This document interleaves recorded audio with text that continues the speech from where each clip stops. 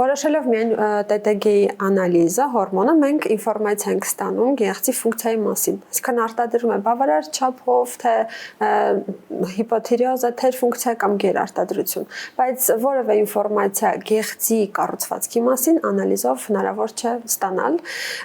Անհրաժեշտ է նաև կատարել վանաձև գեղձի ուլտրաձայնային հետազոտություն։ Դա հենց սոնոգրաֆիան է գեղձի։ Նկարագրվում է տեղակայումը գեղձի, չափերը, հյուսվածքի փոփոխությունը, եթե դրանք առկա են, հանգույցների կիստայի հայտնաբերումը սոնոգրաֆիայի միջոցով է կատարվում։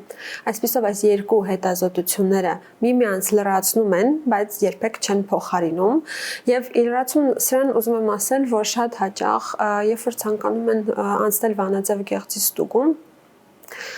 ստուգում են բոլոր հնարավոր հորմոնները, որոնք գիտեն, եւ սա իհարկե եւս ճիշտ չէ, ժամանակի եւ գումարի անիմաստ վատնում է